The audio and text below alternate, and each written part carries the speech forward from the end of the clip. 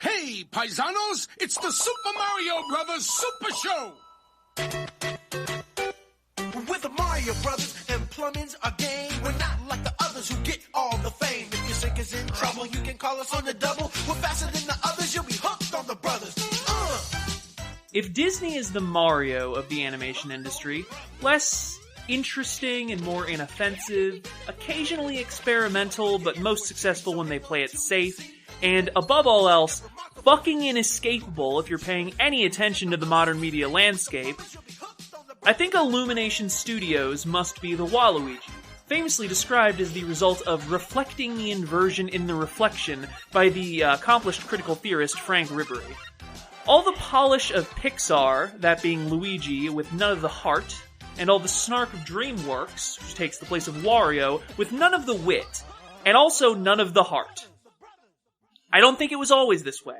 I remember seeing Despicable Me in theaters and thinking it was rough around the edges, and certainly not a deep movie by any means, but it had charm, and I thought it was genuinely sweet, and I thought there were some solid jokes in there.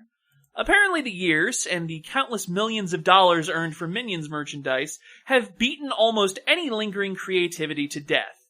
Super Mario Bros. 2023 is exactly what I expected going in. A well-made, but incredibly, almost insultingly by-the-numbers film that hammers home how good we had it back when a big-budget video game movie could be completely fucking insane instead of completely fucking predictable. I'm Max Knightley. I'm Dan Silva, and welcome to Video Games the Movie, the podcast, and we are here, as you may guess, to discuss the 2023 The Super Mario Brothers movie. Before we begin, there is actually one other touch point I wanted to make note of, because I'm going to be referring back to it a few times in my notes.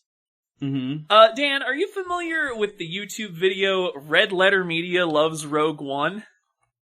I'm familiar. I believe is this the whole thing about they just want, you can release a sequel and then you can get excited and hype up for the next one. Yeah, I clap when I see it.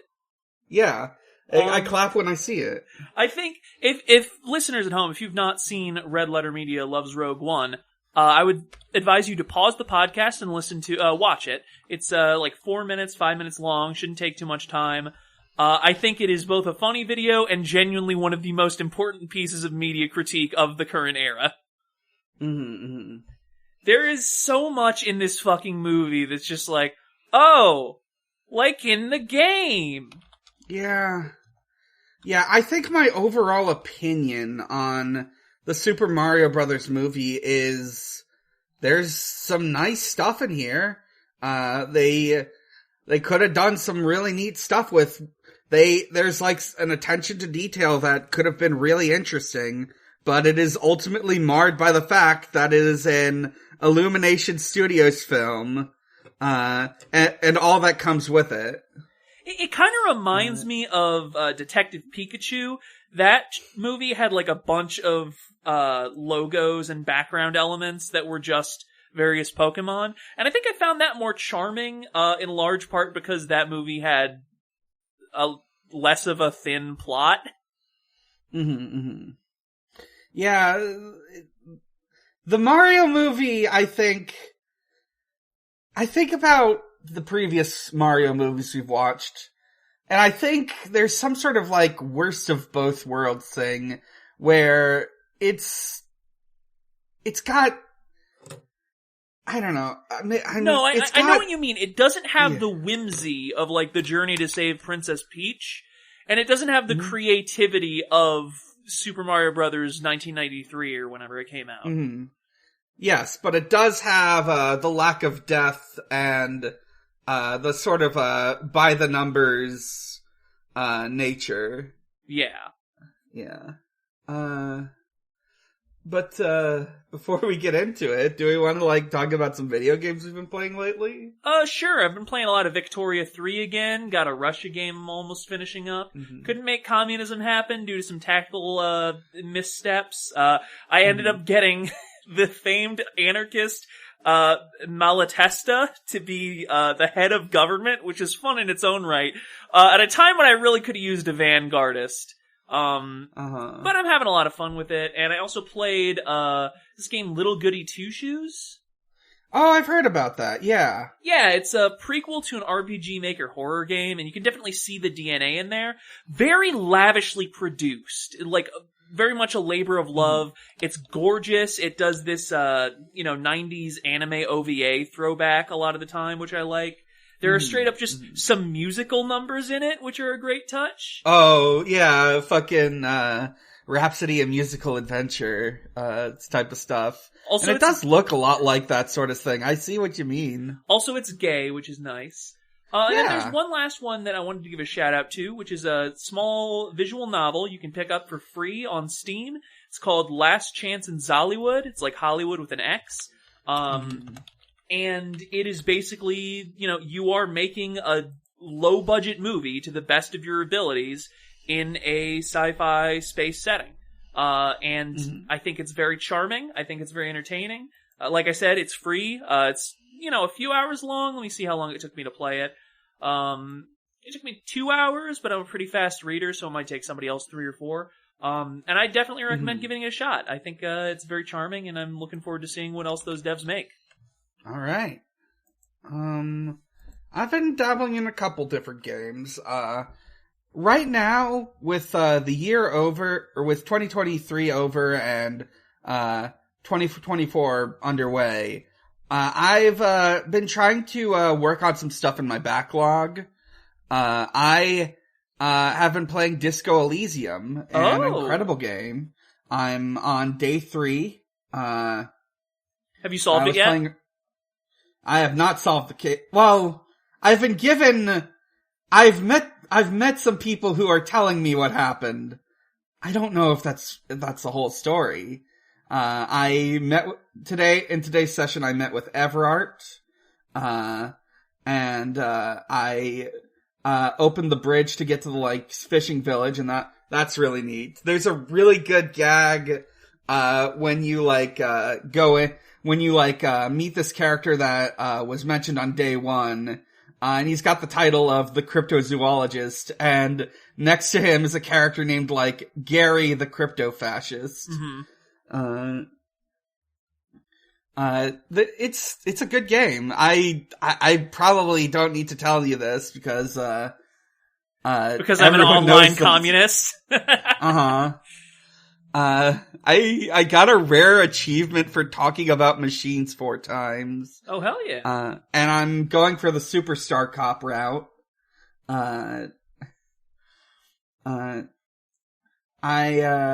It's a good game. It really is. Some other stuff I've dabbled in, on the sort of opposite, end of the scale, a friend convinced me to try Fortnite, and I've played that sometimes. It's a good thing. I mostly just play it when I'm in a voice chat or something, and can have a conversation to focus on while I'm, playing the game. It's a really popular game for a reason. It's pretty good to play with 0 build. And I get to be a buff Tiger Man because Fortnite, as far as I can tell, is the most successful attempt by any corporation besides Disney to directly appeal to furries. Yeah, I've seen a lot of images of Meow Skulls with her pussy out. Pun not intended. Yeah, there's that too. I will also say, the same applies to this character I've been playing as, Oscar, the tiger. What was I gonna fucking say? But those are some key things. I've also got you know what? I gotta talk about this. I played a game called Salamander County Public Television. Okay, I'm immediately intrigued. Salamander County Public Television is it's this sort of it's this fusion of WarioWare and a clickhole click venture. You're essentially, going through, this sort of like story told through a fake Slack channel, and in between each section, you're also playing like some weird mini game that is ostensibly something you are filming for your job, which is working at a local television station in a county where every resident has mysteriously disappeared. Okay. The entire game, all of the game's graphics are made up of stock assets, stock photos, stock music. It is extremely funny. It is very, I think it's a very special game. I first heard about it, I think it was AGDQ 2023. Mm-hmm. Someone played it during Awful Block. And they did a really good job at it, and it was incredibly fun to watch, and, I picked it up not long after, and finally got around to it today, or, not today, like last week. I can't recommend it enough.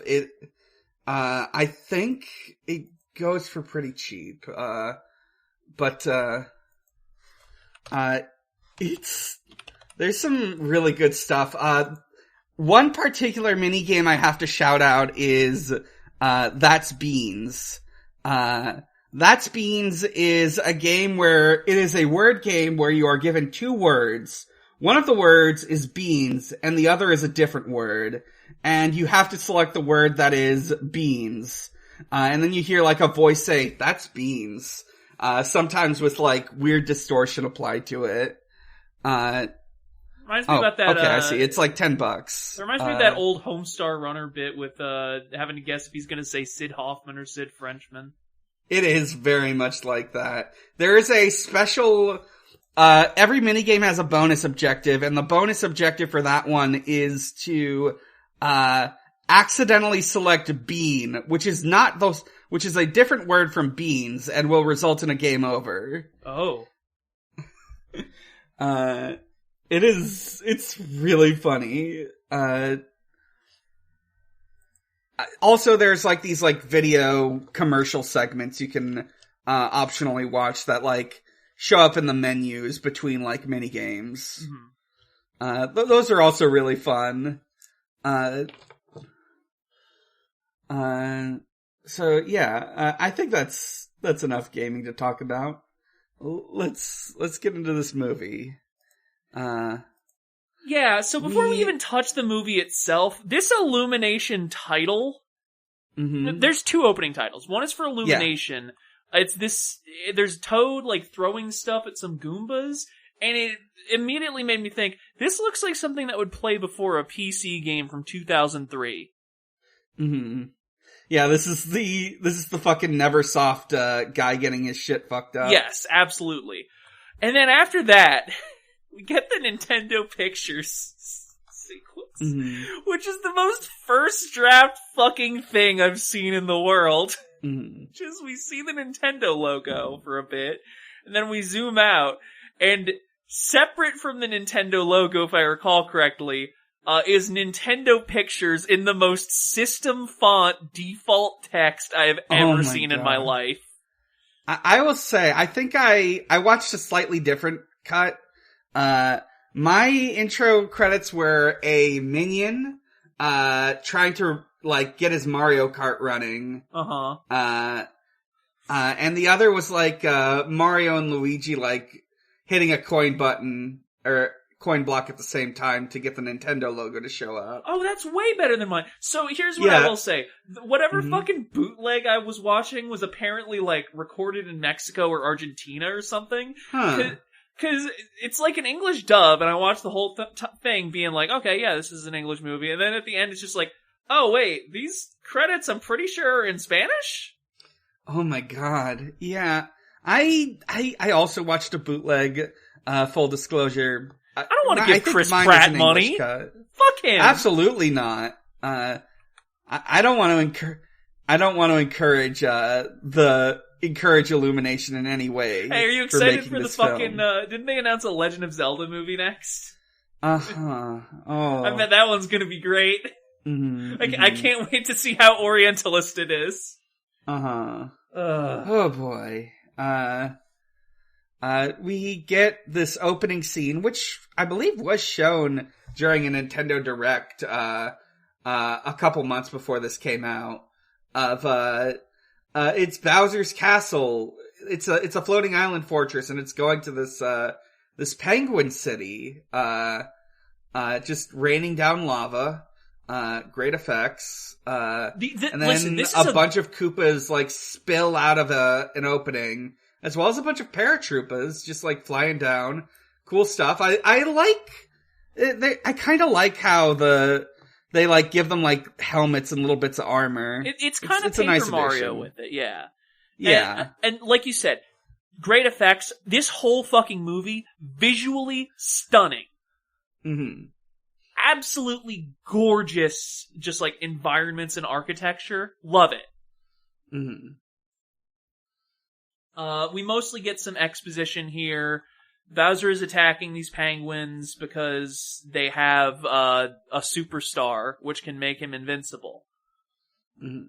And I think this is where we start getting a hint of, I would say this is a slightly different problem than the clap when you see it thing, but a related one. Mm-hmm. This whole movie reads like the script that some 9-year-olds playing pretend would come up with. Uh-huh. Like, I'll get the fire flower so I can shoot fire at you. Oh, Mm-hmm. but I have the cape. That's like kind of 80% of the movie. Yeah. And it's, I was thinking about this and I realized coming away from this, I think it's possible to make a movie that's too good at adapting the source material. Mm-hmm. And I think it's what we watched. Absolutely. It's, you know, it doesn't have a lot to work with, but it's going to work with it and not like do anything else with it. It is slavishly devoted to the original text. Mm-hmm. Anyway, you know what's actually pretty good is when they play they cut to the plumbing commercial for Super Mario Brothers Plumbing and it uses the old rap. Yeah. Yeah, that fucking rule. It is very funny. Like, I think it's also vaguely implied they didn't actually like fix the sink in the commercial. They're doing Mario and Luigi voices. Yeah. They are doing the funny voices. I like this bit with the actress they hired where she's very visibly straining to read a cue card.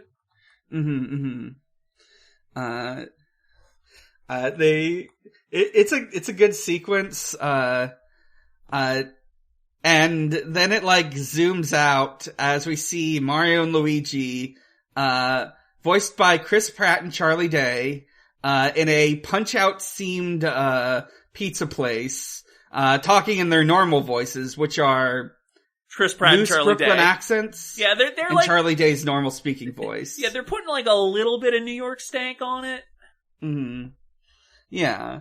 I would say the characterization of Mario in this film, like more egregiously so than the characterization of Luigi, is that Mario for the last 25 years has just sort of been like a mascot creature. And like before that, like adaptations of the work would like make him like a middle-aged Brooklynite. Yeah. And now it's like, what if he's a 25-year-old Brooklynite? But still kind of the same guy? It's jarring. And I think this is a similar issue that I'll get into once we, are seeing more of Princess Peach. Mm-hmm. It's kind of an uncanny valley effect, right? Where like, I see fat middle-aged man Mario who's just like some fucking guy, and I'm like, oh, okay, sure. Yeah, no, okay, it's a very different Mario, but I get it. I see this Mario, who is still basically a fucking gnome, jumping around, and occasionally he'll bust out a Wahoo or a Let's A Go, when in times of crisis, when he really needs to, And I think it's so much more jarring to see him be like kind of grumpy and gruff and edgy with it. And it's like, bro, have some fun. He's become a Newgrounds Flash cartoon from 2003. Oh, this movie would be so much better if we were just running around blasting people with a shotgun. Or just saying like "mama fucker."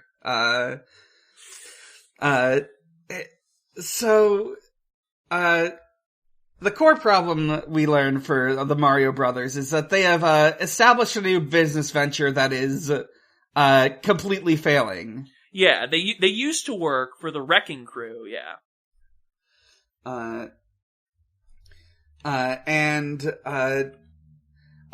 Also just we also do get to see Foreman Spike from Wrecking Crew and Giuseppe, who is he's voiced by Charles Martinet doing the actual Mario voice. Giuseppe only shows up briefly. He's like a joke character who's like, hey, the voice is fine, woohoo! But also, he's playing an arcade cabinet. Oh, yes. And it's called Jumpman. And it seems to star him, and instead of Donkey Kong, it's like a Yeti version of Donkey Kong. Mm-hmm. But like, this is getting like a little weird and high concept for me, you know? Like the fake Mario game in the Mario movie.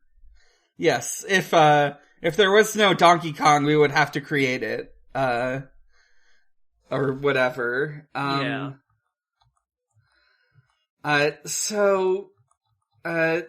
They get a job.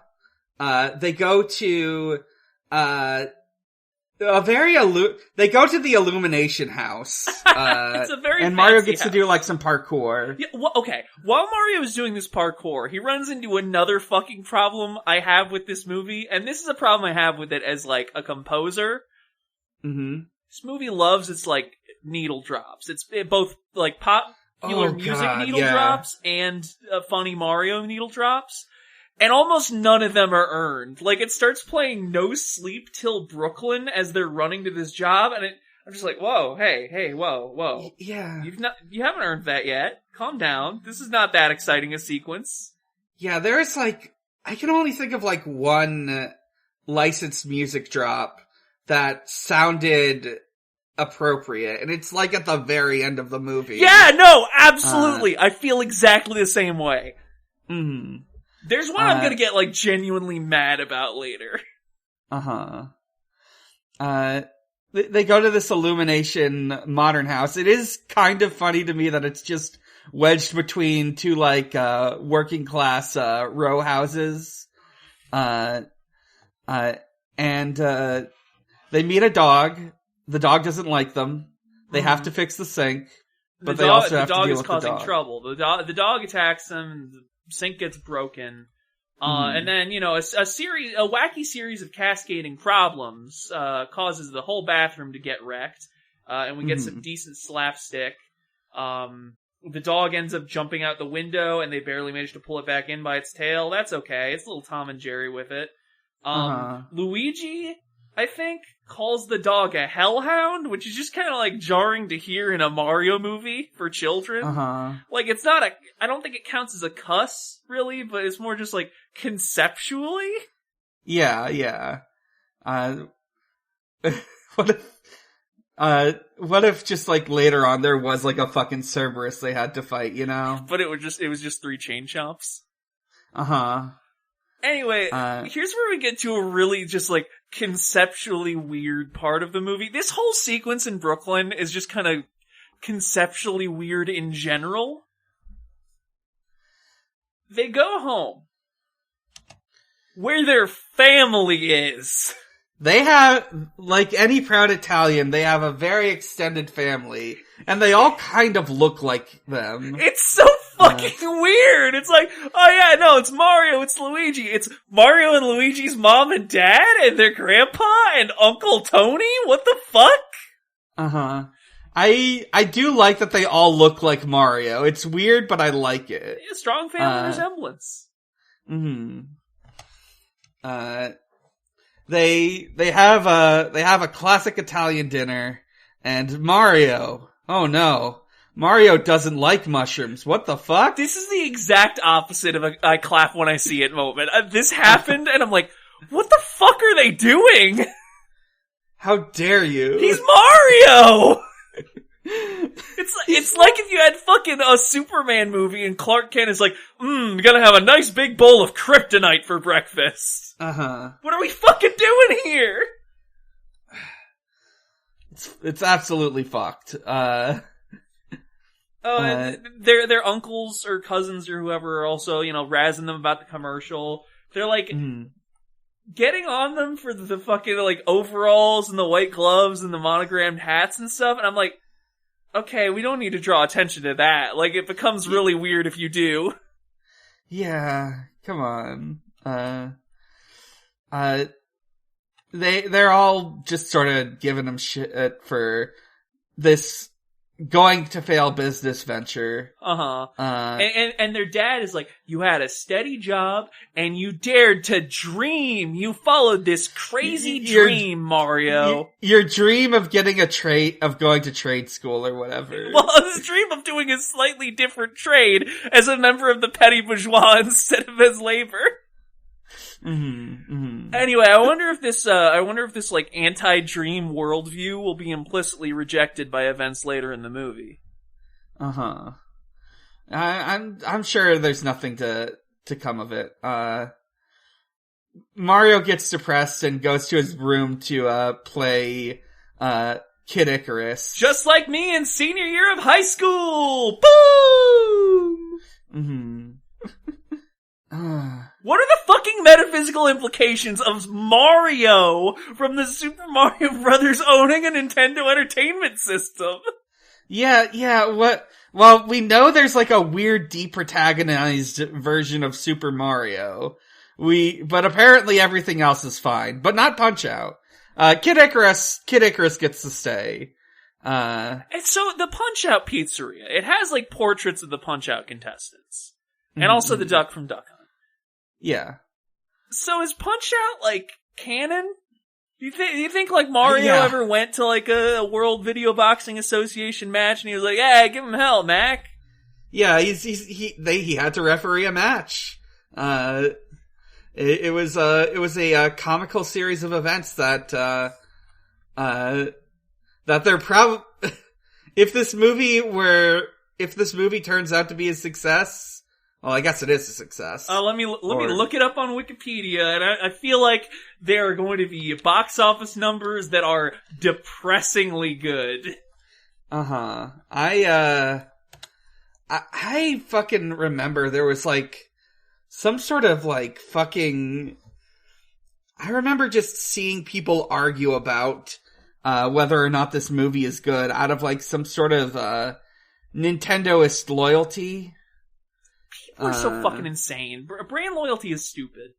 Anyway, budget, $100 million. Box office, over $1 billion.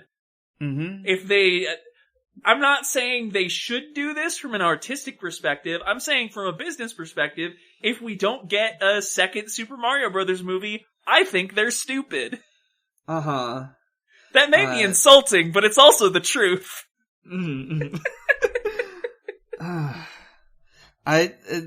God, what if they fucking what if they're going to make, well, they said they're making a Zelda movie. Are they gonna fucking make I don't know, they're gonna make the Subspace movie? They should make the Subspace Emissary the movie. Yeah, the Subspace Emissary, but worse. Imagine how many things you could see and clap about in a Super Smash Brothers crossover movie. Yeah, and people could get, there could be a whole hype cycle and disappointment cycle over whether or not the thing you like the most is in it or not. Oh shit! No. You know what I want to see? I want to see. I want to see a really fucking dark prestige TV Game of Thrones ass Fire Emblem series. Oh my god! 2 seasons on Netflix. It's not even going to be animated like Castlevania. It's just going to be live action. You know it's going to be live action. There was something that just came in and left my mind about this, but if I think of the joke, I'll bring it up again. But so the dream is fit. The dream is dying. But hey, just like in the original Super Mario Brothers movie, there's an emergency plumbing situation that needs the Mario Brothers' attention. Also, we get to see Pauline. Yeah, for like 5 seconds. For a second, yeah. And as in classic Mario lore, they go into the sewer and go down a warp pipe. Mm-hmm. They find it while working on the drain. Mm-hmm. We're gonna get hooked on the brothers. So they go through the warp pipe, and they go through these gorgeous, like, watercolor-looking sunset clouds as they go along this, like, windy path of force or whatever. And Mario says the thing, nothing can hurt us as long as we're together, and then they immediately get separated. Womp womp. And this is such a bad choice. Yeah, they also just immediately get separated into the nice Mushroom Kingdom and the fucked up and twisted Shadowlands. Just like that iconic Yu-Gi-Oh card. Yeah, exactly. Genuinely. I don't know what the fuck they were thinking with this one, cause like, oh yeah, let's do some really good casting with Charlie Day. Let's make sure to spend a large portion of the opening sequence building up the relationship between Mario and Luigi, how they differ as people, but how they're also aligned as people. Let's fuck Luigi over. Let's just send him elsewhere. Let's not have Luigi get to do anything for most of the movie. Mario is in a toadstool forest, and he meets Toad, voiced by Keegan-Michael Kay. Much like the previous Super Mario Brothers movie, Toad fucking rules, and he's the best thing in it. He's kind of a freak. He's got like sort of like a thing about how he's the cook. There's a really good bit where he just like distracts some guards by offering to make them a meal. Yeah, it's very good. He also like immediately decides he's Mario's best friend, and it's delightful. So yeah, Toad is like, you're in the Mushroom Kingdom. Luigi, he must have ended up in Bowser's territory, but the princess can help. And then it shows us Peach's castle in the distance. We hear some of the Super Mario 64 castle theme, which I think is actually deployed okay. Yeah. It's part of a moment. It's a good song, and it's used relevantly. Yeah. And while they're heading off, Luigi is in this spooky forest full of lava and swoops and so on. He gets jumped by a dry bones, and he destroys it entirely by accident. Says you just got Luigi'd. And wow, I wonder if it's going to reassemble itself like it does in the video games. Yeah. Oh my god. I do like how they animate it reassembling itself, because it's a little bit jerky. Feels like it almost has a low frame rate going on. Feels a little stop motion, which I like. It's a little scary. Luigi gets chased by a whole bunch of dry bones into a castle, and he's just gonna end, wouldn't you know it, that castle's full of Shy Guys. And one Snippet. Wow. Right after clap when I see it and bad needle drop, I think the third most common phrase in my notes about this movie is womp womp. Yeah. There's so many jokes where the punchline is just womp womp. Toad leads Mario through this Toad City. It's a Toad City. It looks, I kind of like how it looks. Yeah, it's alright. It's like scaled down to the Toad, so Mario's like weirdly big. There's like a lot of usage of like fun like signs and block. I always call them blocks for some reason. I mean, that makes sense. How else are you gonna pronounce question mark? The whole city's infrastructure is built like a Mario level. Yeah, and Mario helpfully points that out by going, oh, okay, so these bricks are just floating here? Because it's like that in the games, you see, but it isn't like that in real life, so he's surprised to see it. It's so weird. Super Mario funny parody. It's like 1080p. it's like a fucking college humor video It making is. fun of what a Mario movie would be. Complete with starring Chris Pratt. Yeah. Something I gotta say, I for obvious reasons, neither of us like Chris Pratt. There was a time where I did like Chris Pratt because I knew nothing about his personal life. Mario in this is basically just Chris Pratt. There was like a little interstitial campaign I did years ago, where there was a joke about, getting to meet different, media adaptations of Mario, and one was just Chris Pratt in a Mario costume. And for all intents and purposes, it might as well just be fucking Roger Rabbited in Chris Pratt in a Mario costume. He does feel kind of like what if Star-Lord were Mario. In a way that I don't like. Yeah. Like, even aside from Chris Pratt, like, as a person, aside from him as a performer, it's just a weird vibe. It's not Mario. But they get to the princess's castle. Toad, is about to, like, go ham on these, but instead he just, like, or go ham on the guards, but instead he just, like, makes them, like, a nice little plate of food. Yeah, and Mario just slips in, and it's fun. Yeah. It's a fun bit. These guards designs, these guards designs indicate that the big bulbous thing on a Toad's head is in fact their head. Yes, and not a hat. Yeah, it is not a hat. They've got, like, conquistador helmets on top of their bulbs. We get to see Princess Peach. And we get exposition.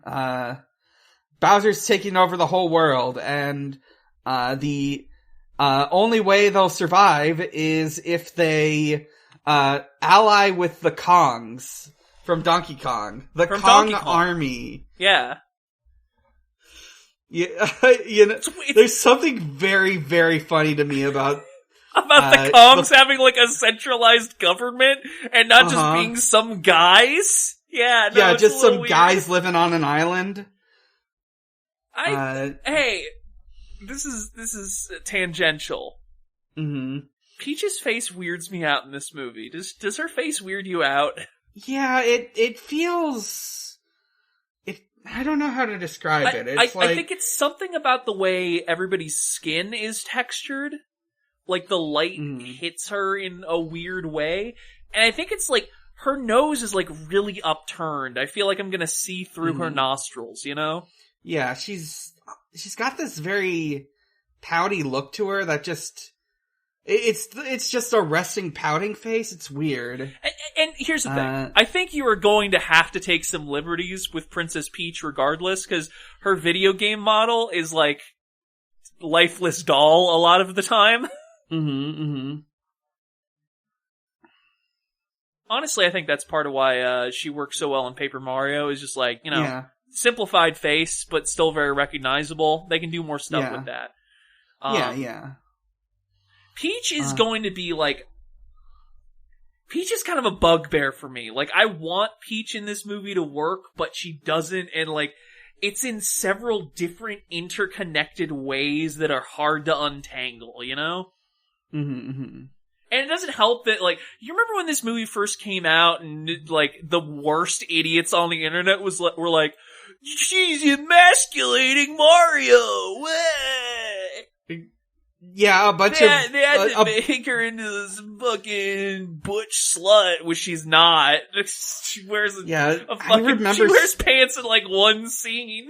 Yeah, there was like some weird fucking post that felt like some weird trad femme take on how Peach wasn't feminine enough, and it just made my skin crawl. So fucking anyways,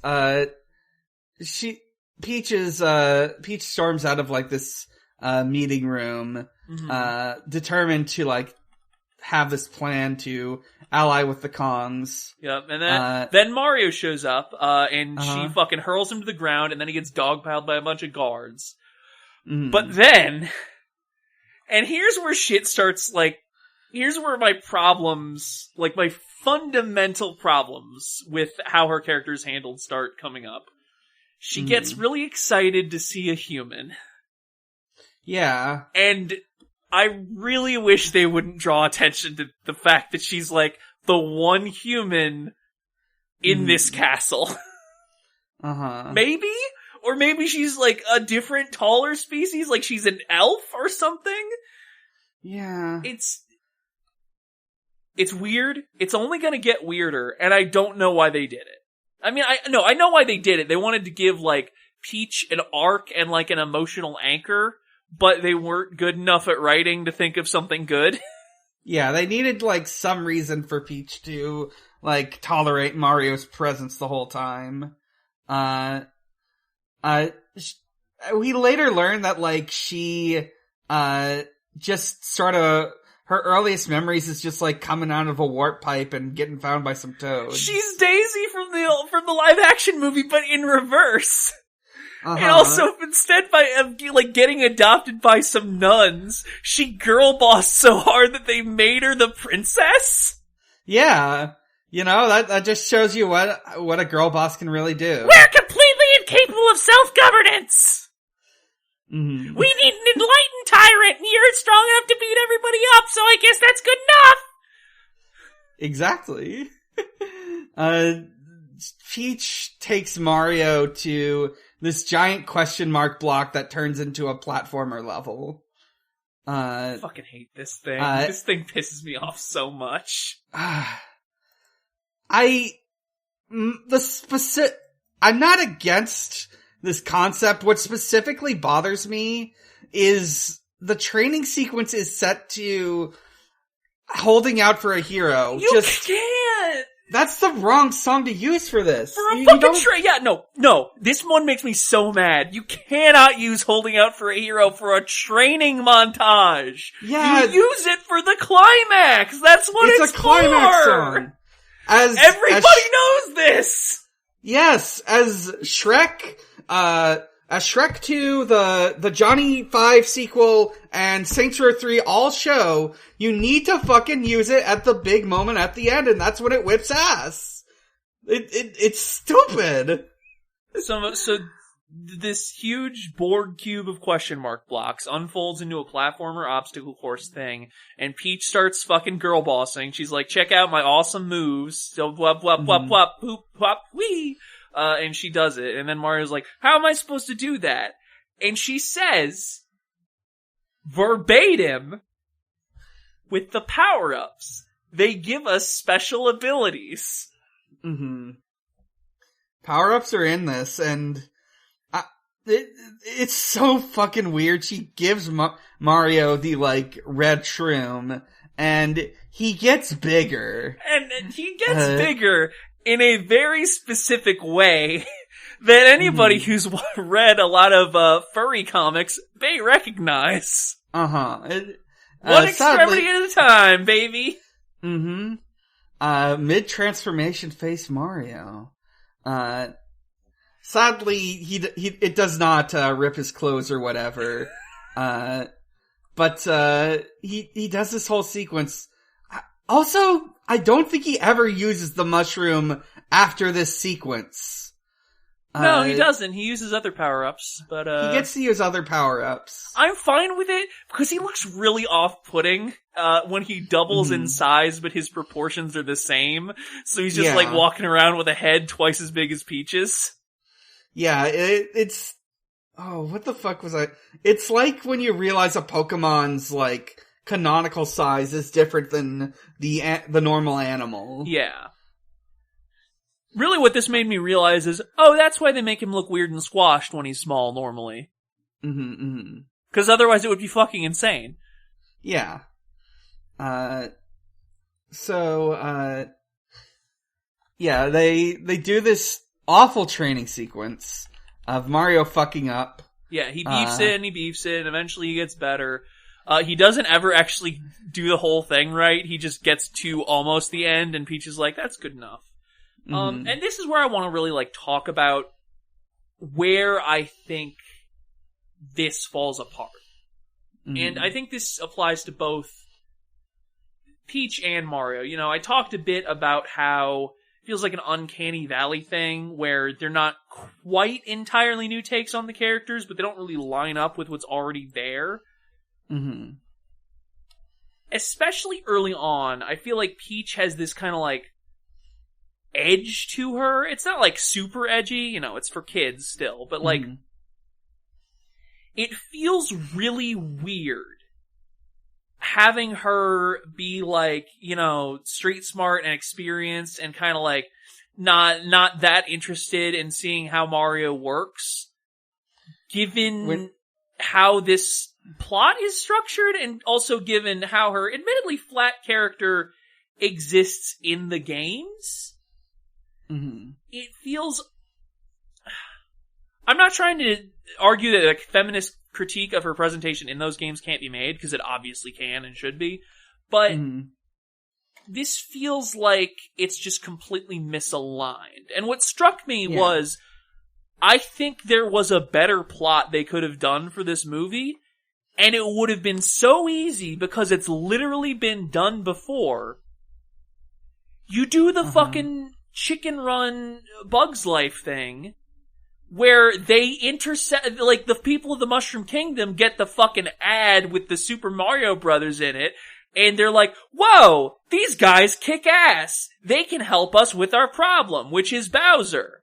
And then Mario, he wants to, you know, be the big hero, and he also wants to, you know, avoid having an uncomfortable conversation. So he's like, yeah, sure, I can do that. Yeah. And I think that would have lent itself to a, you know, still a pretty cliche dynamic with Peach, where she would, you know, be a little implausibly naive.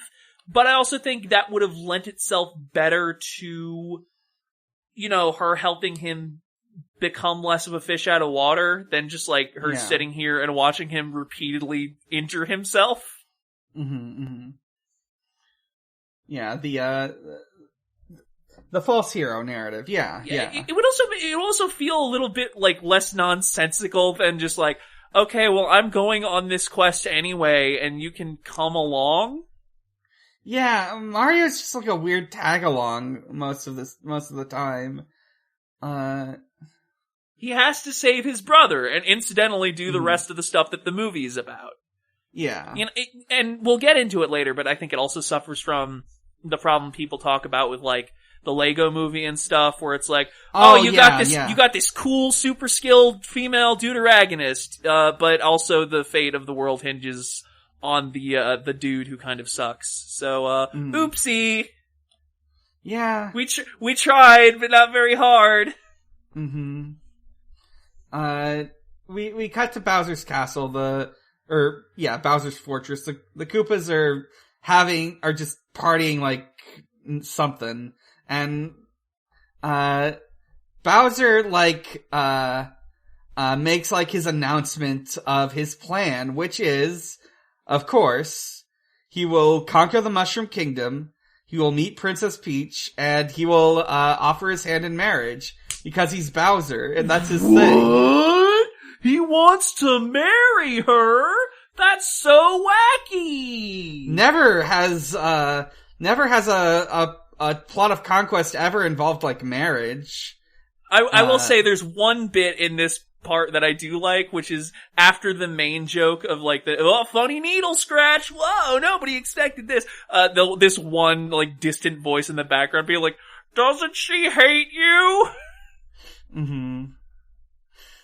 He fucking sets a guy on fire when he tells him no, and he turns into a dry bone. Yeah, though that guy just like, I mean, I guess died is a challenging word when undeath exists, but he did effectively kill that guy. Cast turn undead on him. Hey, do you want the fucking Luigi backstory that's barely ever going to be relevant because Luigi's barely in this film? This is just like, we resigned to Luigi to, being in the background for most of this film. We need something to do with him. Let's show Baby Mario and Baby Luigi, bonding. Two problems with this. Mm-hmm. One, I've always hated how they look in 3D. They're fucked up. Yeah. Not a fan of Baby Mario or Baby Luigi. Two, there's a little bit of a writing snafu here. Because we see Baby Mario and Baby Luigi wearing the same iconic outfits with the overalls and the monogram caps and so on. Mm-hmm.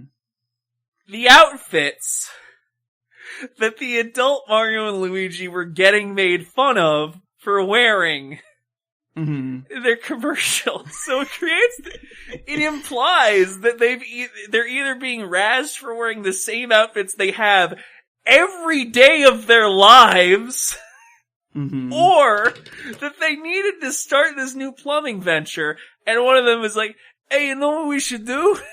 We should wear the same clothes as when we were babies. Yeah. I guess. No one's ever tried this before. We'll do it. ABDL plumbing. I mean, hey, well, I was gonna say who would know better, but I guess you wouldn't really need to know it, would you? Uh-huh. This is awful. I hate this. Jesus Christ.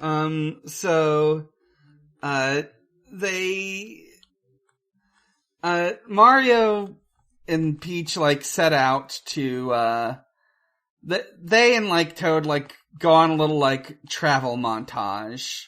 I really like this part, actually.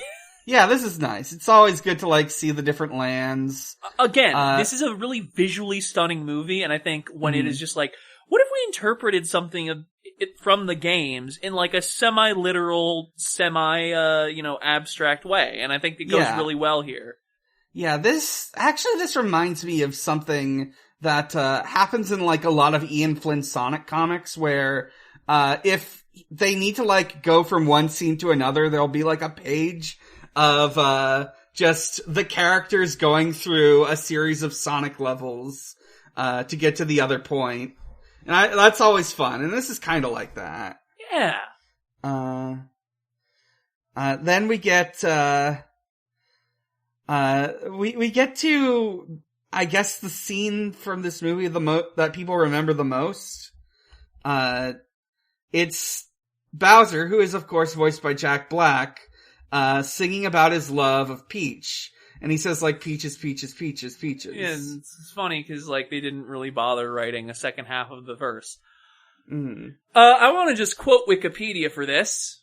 Wikipedia says, the song was considered to be the highlight of the film by several critics, for some goddamn reason, because it's half of a joke. But conversely, Brian Tallarico of RogerEbert.com called the song truly uninspired, opining that how on earth a film like this gets a rock talent like half of Tenacious D and doesn't let him unleash a few clever Bowser tunes is one of this film's many mysteries. Brian Tallarico, you are in the trenches with me. I hope you're doing well. I'm sure your mother is very proud. Absolutely. I'm sure there's no relation. He spells it different. No relation. This song got airplay, apparently. Yeah, This song cracked the top 40 in 4 countries. What the fuck? Shit like this makes me feel so old. I'm like, what all I fucking seen is people post about it on Twitter and Tumblr and shit, and oh my god, that gives me some perspective, I suppose. I feel like it does the opposite for me. It just makes me terrifyingly aware of how little perspective I really have. Mm-hmm. Anyway, Kamek shows up and he's like, Bowser, there's a human, and Peach is training him. And Bowser's like, come play the underground level theme from Super Mario Bros. 1 with me. Mm-hmm. And we get the first bit of, Bowser being like, worried that Mario is going to cuck him. I'm being a little uncharitable. I actually like Bowser being kind of like sensitive and like insecure about this. Uh-huh. It does make everything seem a lot sillier when he's just got this weirdly short-sighted ambition in this conquest plot.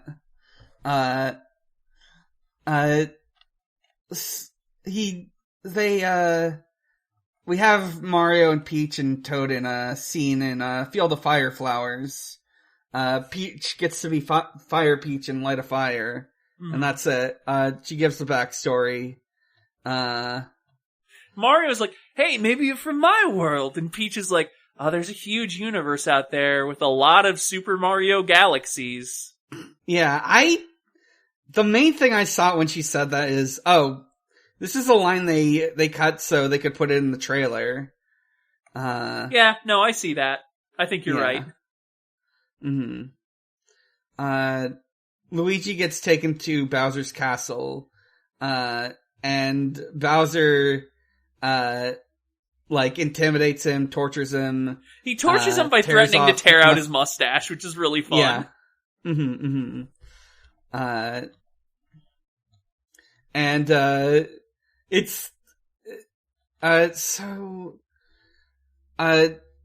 Bowser is just mad about this, sends Luigi to, the dungeons. It's like a fucking oubliette full of, like, cages. Yeah, a bunch of cages suspended over lava. Mm-hmm. And we meet this fucking Luma that is the worst part of this movie, I gotta say. Oh, I disagree. I like the Luma, okay? Oh, it's a one-note joke, but it's a joke, which is... It's a joke. Something. Yeah, this weirdly nihilist Luma. Nothing in life matters, sums up. Also, I'm pretty sure definitely voiced by a child. Maybe like one of the kids of someone working on the staff. Yeah, that sounds right. Yeah. They go to, the Kong City. They meet this, gate guard, in a blazer. And he gives them a ride on a cart. Cause apparently the things Kongs have in this universe are, they've got the Mario karts. And it's another fucking weird, it's not as bad as Holding Out for a Hero, but it is just like a very awkwardly placed take on me. Yeah, I don't know, it just doesn't fit. It's not horrible, like it doesn't make me actively mad, but it is strange. Yeah, why is Take On Me here? What does this have to do with, that song? Anyway. It does, yeah. It just feels weird. They go down this wacky go-kart track, like in the games, and it gets a hang glider, like in the more recent games, and they arrive in Cranky Kong's throne room. It is pretty cool, but it's in that specific way where it's like, is this Orientalist, or is it just like they had to draw architectural inspiration from somewhere, so whatever? Yeah. Indiana Jones type shit. Yeah, there's a long history of, like, horrible things done to, the native population of South America, but I still feel like drawing from South America is definitely one of the less bad places you could draw from for, like, a foreign culture. Yeah. Anyway, we get one of the best performances in this movie with Fred Armisen as Cranky Kong. Yeah, he's great. He's got kind of an alter-caca thing going on. And he's having a bit of fun with the material. He's definitely, putting his pussy into it, as they say.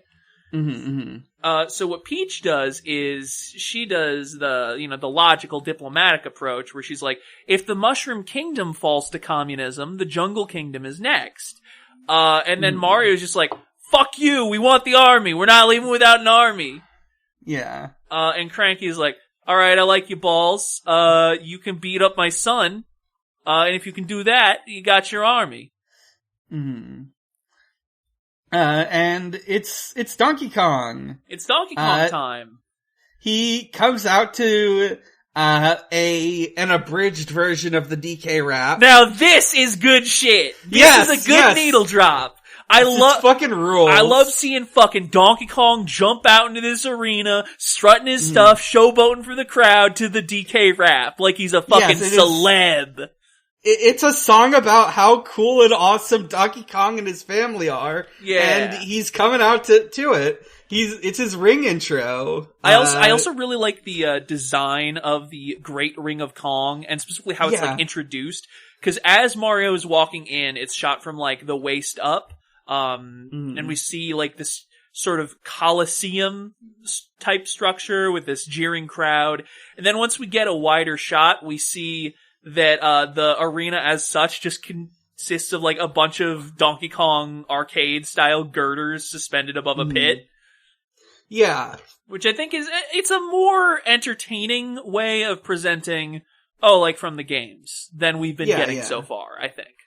Yeah, I also like Donkey Kong's design being like a weird, like, fusion of the like old arcade art and like the redesign he got in the 90s. Yeah, I see what you mean. It's very cartoony, got great expressiveness. Seth Rogen's performance, also good. He's got like, there's almost like a little bit of Bobcat Goldthwait in it, you know what I mean? Like that, there's a little bit of rasp in it, which I think is fun. He's a showboater, he's a hot dog. He's basically just a wrestler, and that's great. But not like... It really is. Yeah. So they have to fight, and Fred Armisen says, well, I don't want this to like immediately end, so you get power-ups for this one. And regardless, Donkey Kong is kicking ass. Yeah, at first Mario doesn't even try to get one, he just rushes in and he gets his ass beat, because half of this movie is just Mario getting his ass beat, which is a weird choice, but yeah, whatever.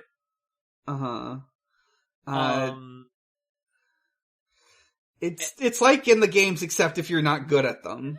That's so true. So he does eventually, Donkey Kong's distracted, he's showing off for the crowd, Mario gets a power-up.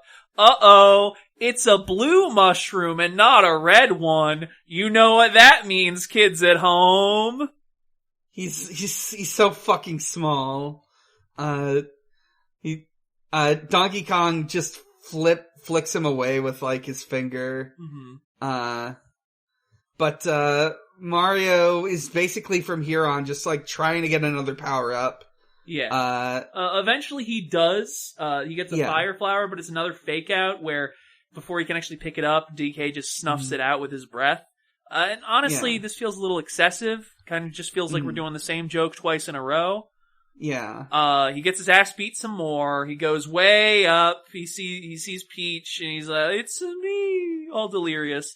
And then he manages to get another power up, which is the cat bell. He goes down, and everybody's like fawning over how cute he is. Not quite the same thing, but feels kind of close. The power up, oh no! It just feels like we're doing the same joke twice in a row. Right. But then, the charm. Then we get a pretty good part, which is, that putting on his Mer-suit allows him to move at super speed, and Donkey Kong cannot keep up with him. Yeah. And I he's love... got claws. He's got claws. And I love well-animated just zipping around. That's always a treat to see. It's good stuff. He's able to, get the advantage on Donkey Kong. He beats him. Donkey Kong's about to fall to his death, but Mario spares him. An honorable combatant, that Mario. Yeah. a real man of honor. They cheer for him in Smash Brothers. And they're recovering from the fight. Mario and Donkey Kong still have a bit of contention between each other. Mm-hmm. And a whole thing about Donkey Kong's presence in this movie is that he is very much trying to live up to what his father wants. That's sort of his main motivation. Mm-hmm. He's always just trying to make his dad like him. Cranky Kong has an idea. They're gonna take a shortcut, and they're gonna get a whole bunch of Mario Karts to do it.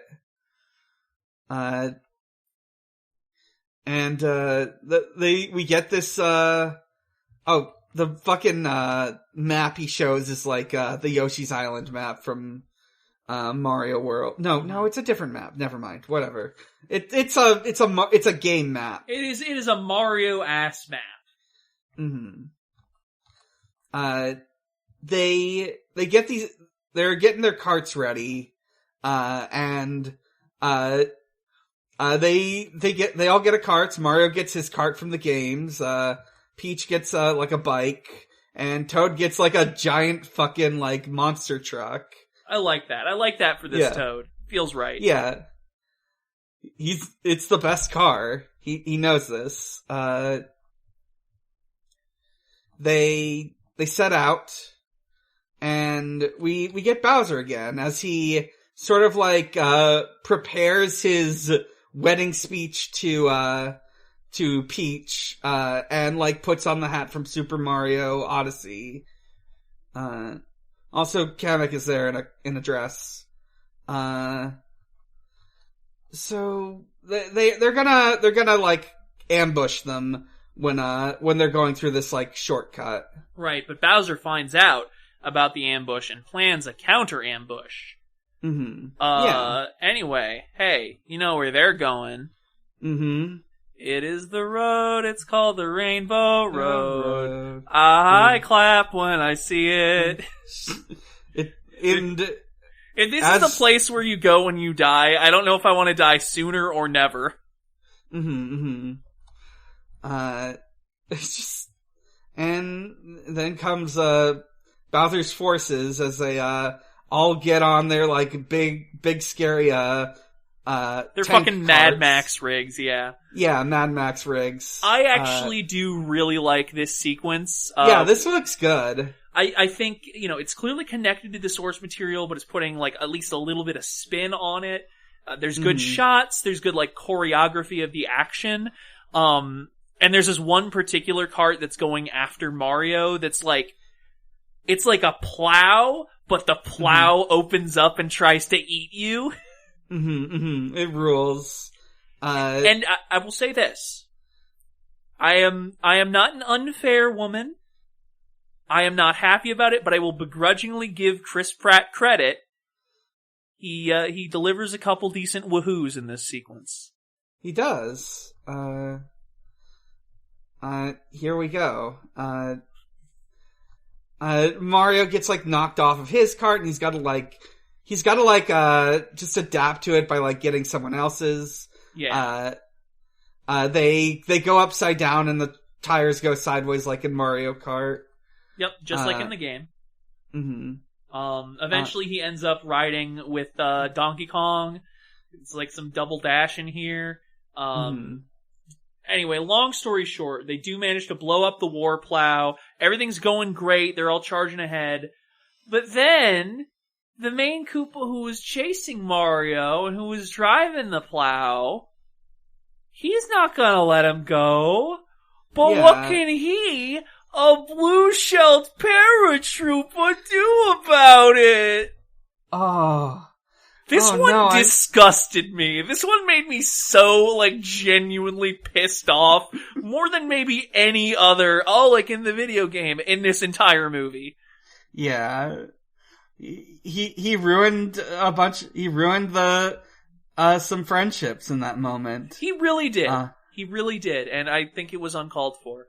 Anyway, he blows up the Rainbow Road. Pretty much the entire Kong army is cut off. They're not going to be able to get to the Mushroom Kingdoms. It's just going to be Peach and Toad. And Mario and DK plummet into the abyss. Yeah. I do like that they just continue arguing as they're falling. Anyway, Donkey Kong gets hit by some debris. He's unconscious. Mario saves him from drowning, but then they get eaten by the scary eel, like from Mario games with the scary eel in them. Yeah. That eel's so scary.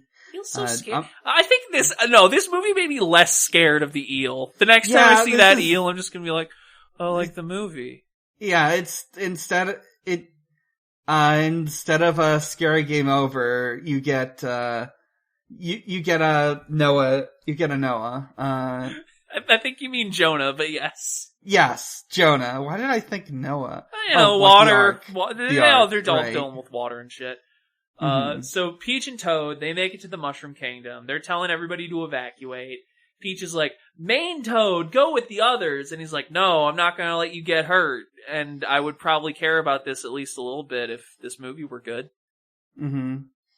Yeah, it feels like they haven't had enough camaraderie between each other to, like, have this mean anything. Yeah, Toad kind of just gets backgrounded for the entire, like, Donkey Kong Country chunk, which is a shame, because I am enjoying him when I do get to see him. Yeah.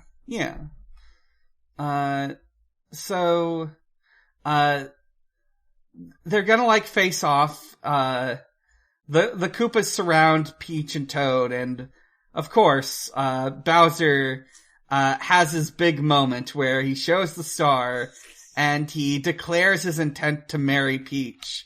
I do love how he's just trying to be flattering this whole time instead of intimidating. But of course, Peach says no, because why wouldn't she? So, in order to, like, get her to change her mind, Kamek, like, uses force, hold person on Toad. And it's just like, she gets scared. He's just kind of, like, torturing him for real. And this is where, like, the movie's tone just kind of becomes insane. Yeah, like, Peach panics here. It's a little scary. It's a little weird. Like, Funny Bowser is, like, he still jokes occasionally, but mostly from now, it's just like, no, Bowser's, like, fucked up. Bowser's like a genuinely messed up guy. It's scary. Yeah. Case in point, after she relents, for the sake of Toad, we hear that all the prisoners are being invited to the royal wedding, where they will be ritualistically sacrificed. It's like, bro, this is Mario. Yeah. This isn't even Paper Mario, it's just Mario. Bowser goes go-karting with these guys, it's weird, right? Yeah. It just makes me think, is this a normal thing in Koopa's royalty? Do they always do ritual sacrifices like this? The thing is that Kamek is just kind of a freak, so when he was like, oh, I get to raise the prince? Okay, I'll make him goth as fuck. Yeah, so, they get through, everyone goes to prison, and, we see Mario and Donkey Kong in the belly of the beast. And they like have a bit of they continue arguing for a while, but they figure something out for some reason, which is, hey, if we get the cart working again, it'll create a bunch of smoke and Unagi will have to spit us out. I think specifically what happens is, they're having their argument and Donkey Kong gets angry and hits the ground and that agitates Unagi and they're like, oh, okay. Yeah. I will say one bit of the argument that I do genuinely like is they both are talking about how their dads think they're fuck-ups, and at first it looks like it's gonna go for a very trite, oh, they understand each other now, but instead Donkey Kong's like, yeah, well, your dad's right. You're a fuck-up. I'm awesome. And I like that. Yeah, that's fun. They they barrel blast out of the Unagi. And we get to see the wedding scene. There, in addition to the usual, like, Koopas and Goombas, whatnot, there's, like, a bunch of, Mario bosses here, too. Most notably, King Bob-omb. Bob-omb. Yeah, King Bob-omb's here. King Boo is barely here. He is present. Anyway, Bowser is planning to slaughter dozens, if not hundreds, in Peach's honor. And Toad's like, "Hey, princess, I got the bouquet for you. Wink. I bet this bouquet has no plot significance. Wink." There's a nice flower in it, and she's like, "I'm never gonna marry you," and she freezes him, and freezes the mechanism that's lowering people into the lava. But now the wedding reception guests are pissed off because she's ruined a lovely day, and now she's got to fight them. She completely freezes Bowser and, like, starts fighting.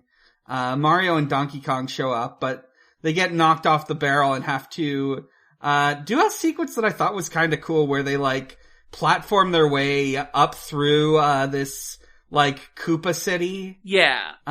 It does just look like a regular Mario level, which is slightly underwhelming, but still, it looks cool. It's a cool sequence. I think presentation here goes a long way. Like, again, we're getting some good shots. We're getting some solid editing, not too many cuts.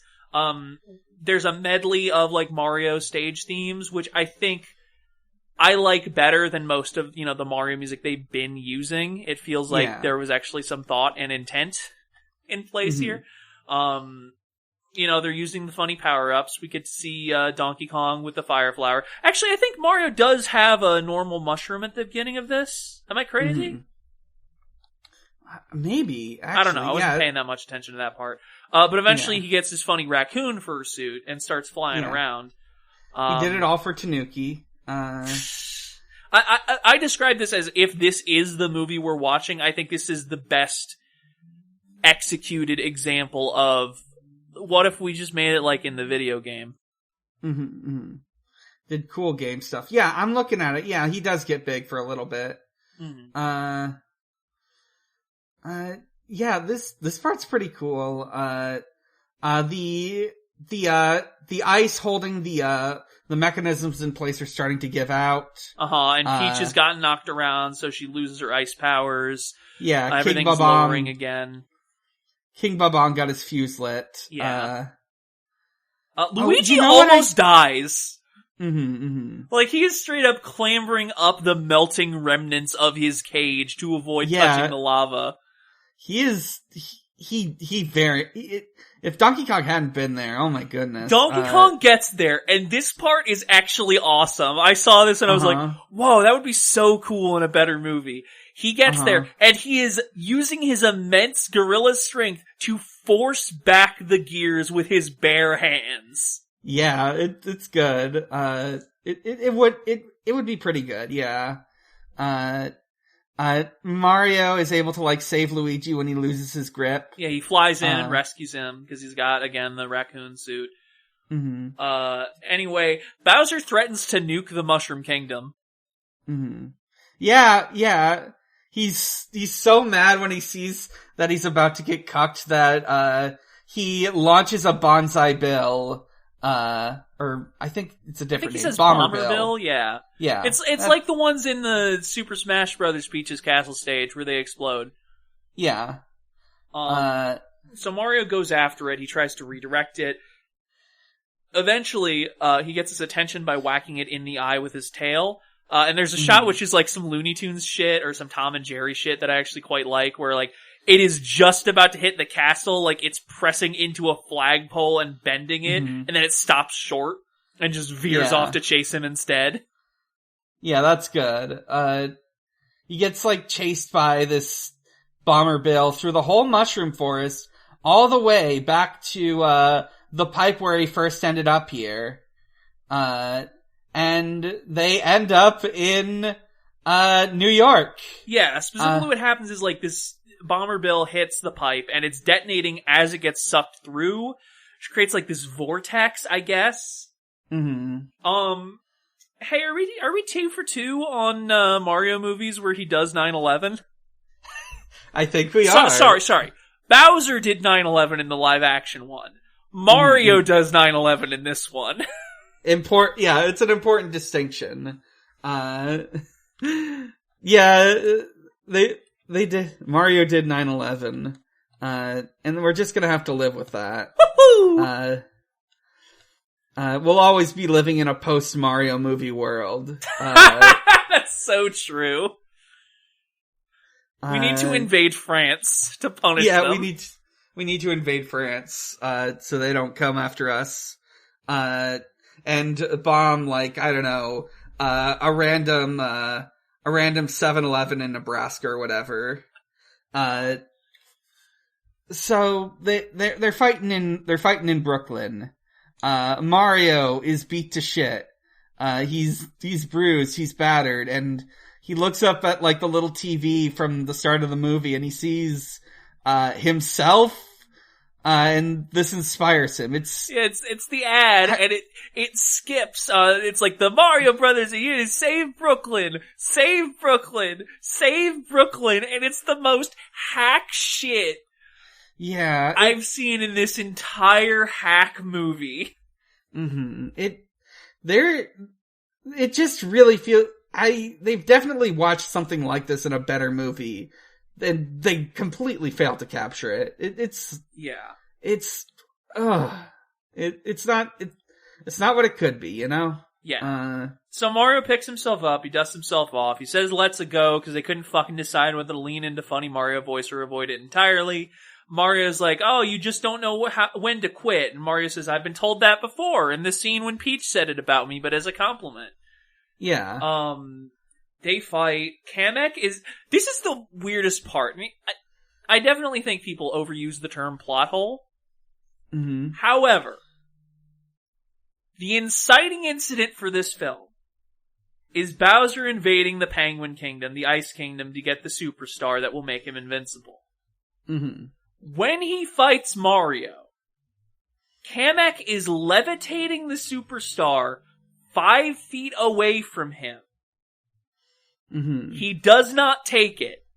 No. Instead, he knocks Mario away, and then Peach kicks a shell into the superstar, and it bounces away off into the distance. Yeah. Bro, you have nobody to blame but yourself. Yeah. You had it. It was literally, just take 2 steps to the side, man. Yeah, it also just feels really weird when we get to, see what the superstar does, which is what it does in the game. Yeah. So, was Bowser's plan hinging on being invincible for, 30 seconds? I guess. Can I also say, it's weird to make an invincibility star like a MacGuffin in a post Super Mario 64 world. You know? Yeah, like Super Mario 64 onwards, those are just they're just cool things. Yeah, you get loads of them. Yeah, and you get progress. It's really weird. Shoutouts to Luigi, fucking blocking a pillar of flame with a sewer grate. That was pretty cool. I mean, it was a full manhole cover. I'm pretty sure it was solid. Yeah.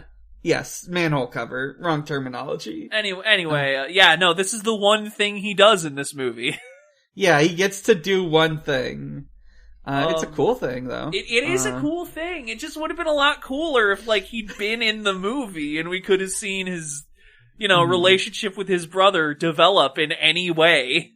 Yeah, if they could have, interacted instead of, instead of just a little flashback. I mean, I guess player 1 just didn't die, so, Yeah. I'm weirdly amused by this shot of Mario, holding out his hand for Luigi, because it feels like, it feels like one of those one of those bite this onions memes. Yeah, just a fucking bite this onions ass meme. Hey, ¿quieres? ¿Quieres? Yeah. Mario does not smoke weed. Yeah. He only does mushrooms! Oh, yeah, like the joke! Like the funny joke! Whoa! Oh, I've never heard that one before. Ugh. So, God, so yeah, they turn in, they go super, They go Super Saiyan. Yeah. They get to do some Super Mario Brothers Z shit. Yeah, they beat up a bunch of fucking army. And then, their mother and father see them, and their mother's very proud, and, they grab Bowser by the tail. And this is the single greatest sin of this film. There is so much I will criticize them for about this film, and I will give them props for a few things, but it is all outweighed by this. They grab Bowser by the tail, and they spin him around, and they throw him, and there is not a whisper of a so long. What are we doing? Yeah, they should have said it. There's simply no outcome in which this could have, been ideal, because they would have never said so long, gay Bowser. That's true. They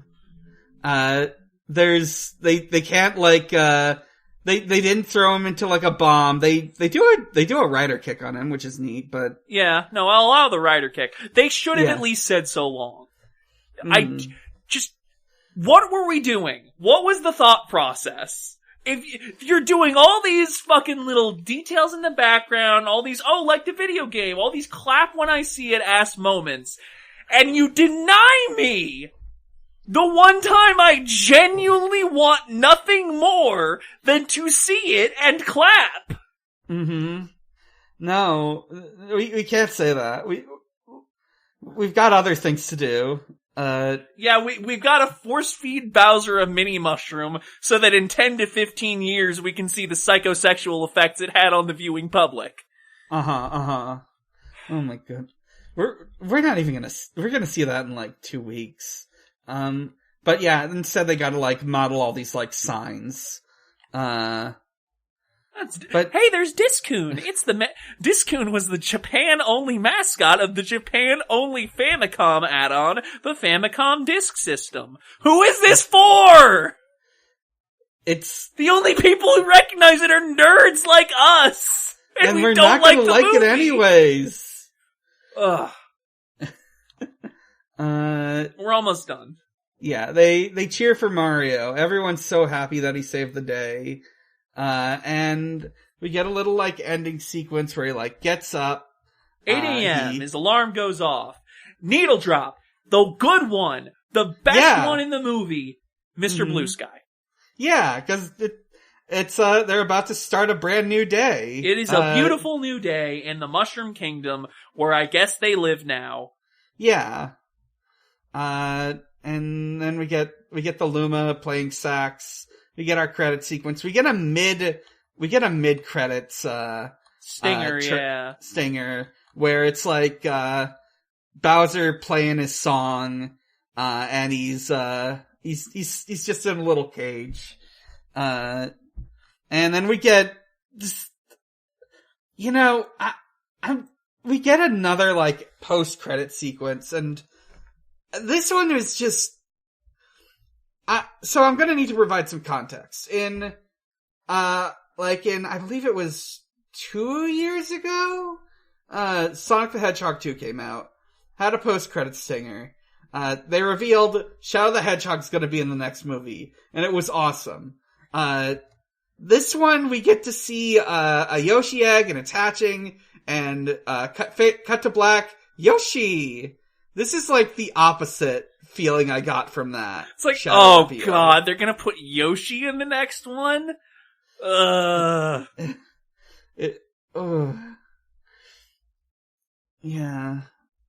That's the movie.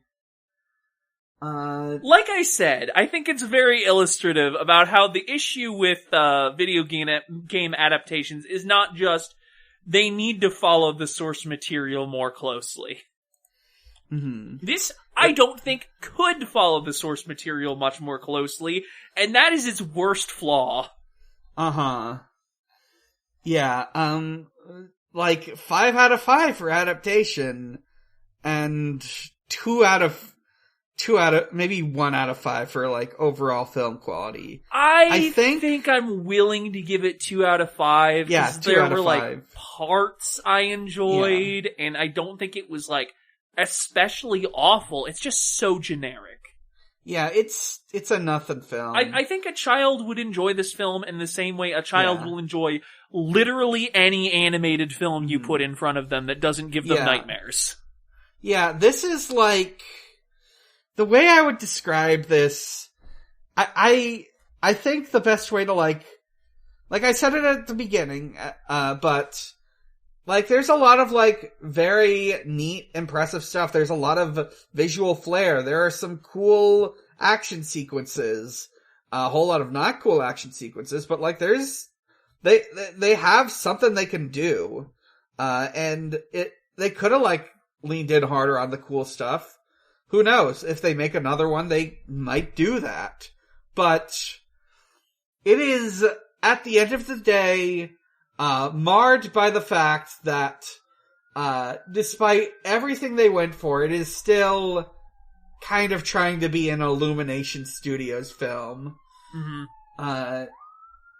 And I gave my, like, my general ratings, but I also want to say, if I were to, like, do this, like how, was more conventional for, video games some years ago and use a 10-point scale, I would give this a 7 out of 10. Okay, yeah, no, I get you. Uh-huh. I'd say 8.2. Yeah, 8.8. 8.2, too much Chris Pratt. Not enough Charlie Day. Too much Chris Pratt. Not enough Charlie Day. Yeah. So, yeah, that's the Super Mario Brothers movie. I think we discussed this last time, but, next time we're gonna talk about, the Mega Man fan film and see what we think of that. I want to see what that's like. I watched that once, many years hence. Uh-huh. And I don't think it was very good from what I remember. No, it was fun. It was not very good. It did have a pretty good Dr. Wily. Please pronounce that properly. Dr. Wily, sorry. Thank you. Of course. Thank you. Easy mistake to make. Alright. I think that about wraps things up. Do you want to do some plugs? Yeah, sure. You can find me on Tumblr at Max Knightley. That's MaxKnightley. I'm also on co-host, but I honestly don't post that much there. And I'm on the podcast Eidolon Playtest. It's an actual play podcast where we are testing out an RPG written by a couple of people on the show, Luke and Molly, good friends of mine. Mm-hmm. We've recently finished the interludes between the first half and second half of Eidolon Disco and Ska, so now's a great time to tune in if you enjoy wacky mystery-solving teens and their friend, who is a bug, dealing with crushing existential angst. Yeah. It's funny. I'm making it sound more serious than it is. Like, there's jokes. We have jokes. Yeah. People think we're funny, and they like the soundtrack, and I did make the soundtrack. Yeah. You did a great job on it. It's a great actual play. It's a great RPG system in general. I can't recommend it enough. What about you, Dan? Alright. You can find me at a lot of different places, and you can find all those places at biggerchallenge.card.co. That includes my other podcasts, which are Pod of Greed, a Yu-Gi-Oh podcast. We are talking about Yu-Gi-Oh! 5Ds, and we just finished talking about, like, the first season of 5Ds. Hey. The, like, sort of, like, first half of the show. I'm very excited about what's to come because the general opinion on 5Ds is, like, they could have ended it at the end of the first season. Mm-hmm. And I know 5Ds is gonna have some wild shit to come. You know what my opinion is? Yeah? Or like 5D's nuts. Yeah! Hey! 5D's nuts! Woo! You can listen to the Sonic Shuffle, Sonic, well, now it's called the Sonic Hustle, because now we're going in like a linear order, but, we're talking about Sonic games and media. We're picking back up on talking about Sonic Adventure 2. What a game. Most video game of all time. I've heard that. Yeah, you can, and you can find me on, like, Tumblr and co-host, Bigger Challenge and Big Challenges, respectively. And, that's about it from me. Alright. So, until next time, this ain't no game. See ya! Do the Mario, swing your arms from side to side. Come on, it's time to go. Do the Mario, take one step. And then again, let's do the Mario all together now. You got it. It's the Mario. Do the Mario, swing your arms from side to side. Come on, it's time to go. Do the Mario, take one step. And then again, let's do the Mario all together now. Come on now, just like that.